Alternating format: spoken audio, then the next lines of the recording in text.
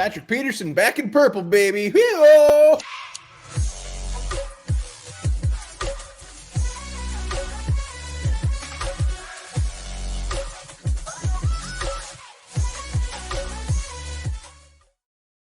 All right, welcome back to the Onebar Lupagus show.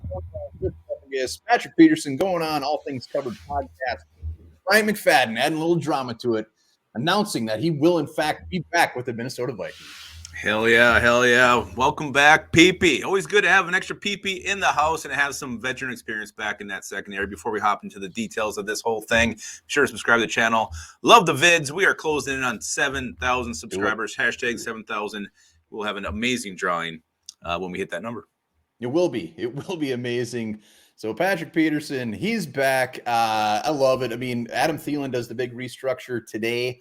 Probably is not a coincidence that all of a sudden Patrick Peterson is now coming back, but I like the little flavor he put on it going on in announcing. I mean, it's a little weird this late in his career where he is that he would actually do the LeBron James taking my talents to Minnesota kind of a thing here, but he did it.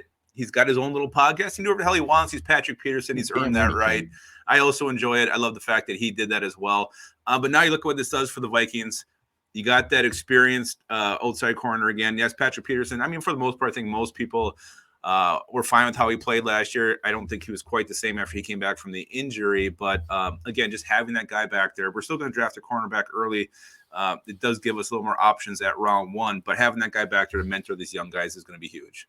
Yeah, I love if you watched it, he didn't really beat around the bush. He pretty much said, I'm not going far. And he goes, I'm staying right here. He loved it here. So he didn't, there wasn't a ton of extra drama. I love it. Like you said, need that veteran presence. Love that he's coming back. Look forward to seeing what price he's coming back at. But just a couple quick things he said. He said, this team is stacked. He loves Harrison Smith. He said that had a big reason to do with it.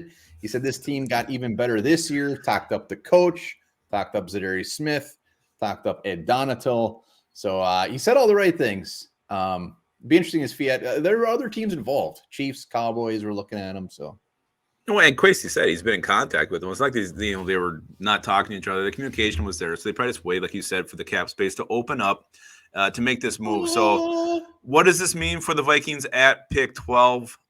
It doesn't force a corner there now anymore. I think the Vikings have a little more leeway, a little more options. Obviously, yes, they still need a young corner who they can groom, and I think Derek Stingley is still probably the favorite to go at 12, but I think this does give him a little more breathing room there. Gives it breathing room, but also it makes it even more appealing. Not only does he have the hitman back there to learn from, but now he's got Patrick Peterson coming back. So this is kind of a perfect case scenario for a young corner to come in where he wouldn't just be chucked out there right away. Maybe it's Danzler, maybe it's Peterson, and then, you know, we got some guys in the slot too. So it wouldn't be forced.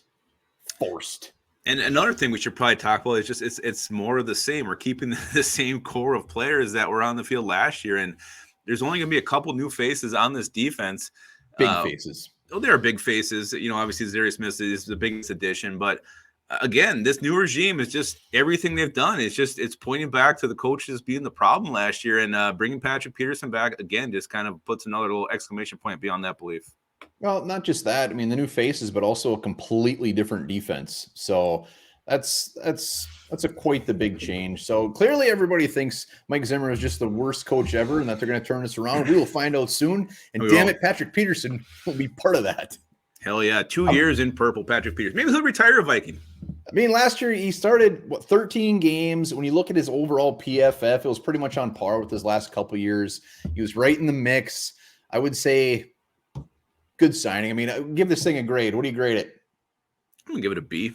Hell yeah, I'm giving it a B plus. We were kind of in emergency mode, maybe almost an A minus. So I love the fact he's coming in.